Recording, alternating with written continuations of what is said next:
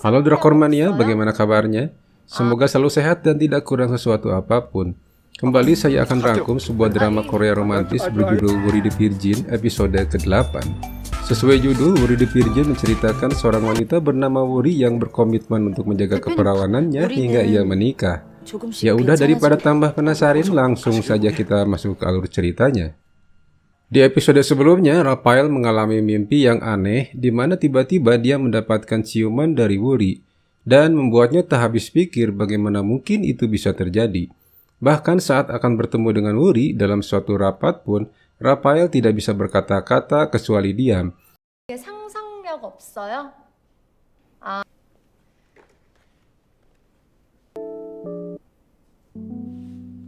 Sementara Wuri nampak berjalan pulang. Saat itu tiba-tiba ada pemotor yang hampir saja menabraknya jika Raphael tidak datang menangkapnya.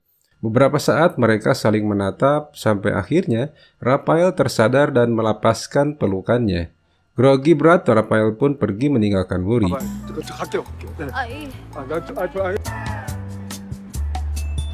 Sesampainya di rumah, Wuri dikagetkan dengan kedatangan laki-laki dan istrinya yang sekedar ingin memeluknya. Wuri jadi bingung sendiri dengan kejadian tersebut. Besoknya Wuri terbangun setelah sebelumnya bermimpi, di mana dia tiba-tiba saja mencium Raphael, mimpi yang sama dengan mimpinya Raphael. Kali ini Wuri yang dibuat bingung bagaimana mungkin dia bisa bermimpi seperti itu. Siang harinya Wuri bersama emak dan neneknya pergi ke gereja. Namun saat di jalan, kembali Wuri dibuat bingung dengan orang-orang yang tiba-tiba saja menyapanya dan memintanya memeluknya.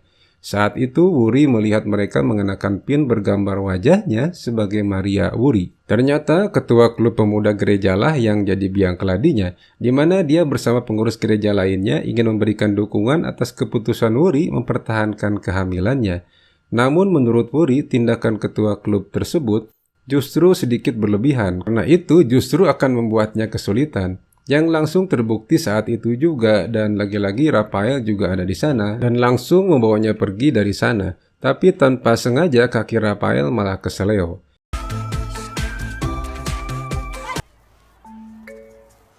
대표님 다 Di rumah sakit, Raphael mengatakan kedatangannya adalah untuk memberikan barang Wuri yang tertinggal di ruang rapat.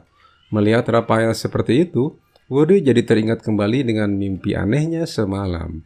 Sementara itu, Kang Jae mendapat teguran keras dari atasannya setelah kedatangan Chairman Kim yang marah karena polisi selalu datang ke rumah sakit tanpa ada kejelasan siapa yang dicarinya, dan terutama karena bunganya yang rusak gara-gara Kang Jae. Sepulang dari kantor, Kang Jae menerima kunjungan emaknya Wuri yang katanya rindu kepada Kang Jae. Emaknya berharap Kang Jae bisa menjalani kehidupan dengan baik seperti juga Wuri yang mulai membaik. 우리는 조금씩 괜찮아지고 저 벌써 가시게요, 어머니? Sekalipun sudah ditegur atasannya, Kang Jae tetap melanjutkan penyelidikan kasus kejahatan pimpinan Kim di rumah sakit, di mana Kang Jae mencoba menyamar sebagai petugas kebersihan, lalu menyelinap masuk ke ruangan bangsal tersebut. Namun Raphael kembali memergokinya. Kang Jae mencoba meyakinkan Raphael bahwa ada penjahat masuk ke rumah sakitnya. Namun tiba-tiba lantai di mana Kang Jae berdiri terbuka dan ternyata itu adalah pintu masuk ke dalam ruang bawah tanah. Pak Nahi juga datang ke rumah sakit, sementara Raphael mencoba menanyakan keberadaan ruangan itu kepada ayahnya, namun tidak mendapatkan jawaban yang pasti. 대표님 정말 모르는 공간이에요? 예, 뭐 김이장이 안들이야. 김혜정이라고 범죄에 관련된 단돌이 잘하라고 했잖아. 우리 병원의 Semakin hari kondisi Wuri memang semakin membaik, demikian juga dengan Raphael nampak semakin dekat dengan Wuri. Melihat kedekatan Wuri dan Raphael, neneknya Wuri pun menitipkan makanan untuk Raphael, tapi dia juga meminta Wuri memakannya bersama Raphael. 맛있게 먹어. 아파요. 진짜 하나도 안 아파요. Secara rutin, Raphael juga mengantar Wuri memeriksakan kandungannya yang sudah semakin membesar. Yang membuat emosi Raphael jadi agak lebay sih, pakai memegang tangan Wuri segala. Lalu menangis sejadi-jadinya saat melihat janinnya itu tumbuh. 우세요? 아니요. 괜찮으세요? Nenek Wuri sangat senang melihat kedekatan Raphael dan Wuri tersebut. 둘이 잘 어울려. 말도 안 되는 소리. Kenyamanan hidup Wuri nampaknya akan mendapat gangguan akibat ulah Mari yang mengetahui soal pin Wuri Maria, namun Wuri sendiri tidak menyukainya karena tidak mau masalahnya jadi berita di mana-mana. Seperti juga siang itu seorang konten kreator yang disuruh Mari nampak sedang live memvideokan restoran emaknya Wuri sebagai rumah milik Wuri yang masih perawan tapi bisa hamil, di mana videonya langsung tersebar luas di mana-mana. 그 BJ 삐꾸? 야, 걔 유명하잖아. Berikutnya datang lagi dua orang pria dan istrinya yang pernah datang dahulu dan mengabarkan kalau istrinya bisa hamil setelah bertemu dengan Wuri, dan hal tersebut berhasil membuat Wuri semakin kesulitan. Beruntung Rafael yang mengetahui ulah Mari tersebut segera menolong Wuri dan dia akan berusaha untuk menyingkirkan mereka semua. Wuri sangat senang Rafael melakukannya karena bayinya. Namun Wuri tidak mau itu terlalu membebani Rafael. Rafael sebenarnya melakukannya tidak hanya demi bayinya, tapi juga demi Wuri sendiri. Namun dia belum bisa mengungkapkannya kepada Wuri. 제가 그냥 곁에서 도와드리면 안 될까요? 작가님, Chairman Kim masih penasaran dengan alasan Wuri tidak akan memberikan bayinya kecuali Rafael bercerai dengan Mari, karena menganggap Mari bukan ibu yang baik untuk bayinya.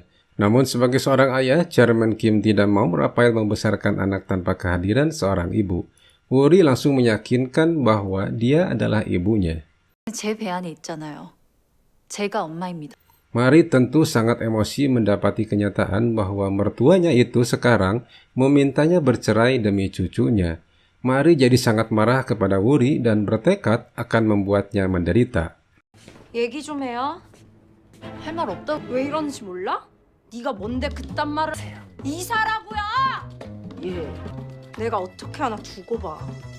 나 좀 건드리지 말라고! 까지 다 씹어 먹어버릴 테니까. Sementara itu, Wuri mencoba menyelesaikan masalahnya dengan orang-orang yang ingin mewawancarainya gara-gara konten kreator si perusuh itu. Setelah yakin dengan bukti dan saksi yang menguatkannya, Wuri kemudian mengatakan bahwa apapun yang diberitakan oleh si perusuh hanyalah bohong belaka, terbukti dari kesaksian orang-orang yang pernah jadi korban kebohongannya, di mana mereka mengalami kerugian secara material maupun imaterial. Ditambah lagi dengan temuan polisi yang menduga si perusuh telah membuat laporan palsu demi keuntungannya sendiri. Semua orang lalu segera pergi kecuali seorang nenek yang justru nampak sedih mengetahui kalau semuanya itu adalah tidak benar. Rafael segera mengejar nenek itu dan ternyata cucunya sedang menderita penyakit yang cukup parah. Tadinya si nenek berharap benar-benar akan ada keajaiban. Sekalipun begitu, si nenek meminta Wuri mau memeluk cucunya tersebut. Setidaknya bisa membuatnya bahagia. Rafael memutuskan memberikan donasi untuk pengobatan dan biaya operasi anak tersebut.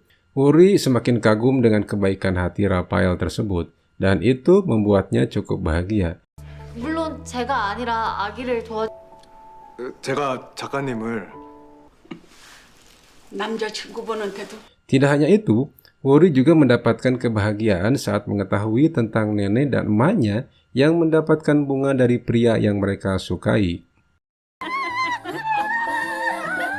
Sore itu, selepas mengantar Wuri memeriksakan kandungannya, Rafael menepikan mobilnya dan mengajak Wuri untuk menyaksikan keindahan terbenamnya matahari duduk di atas mobilnya.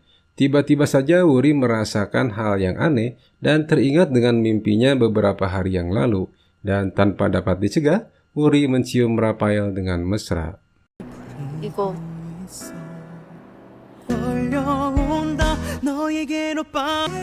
Dan cerita pun berakhir, sampai jumpa di episode selanjutnya. 소개시켜주는 거 거의 처음인 것 같아요. 없으면 둘도 헤어지겠지.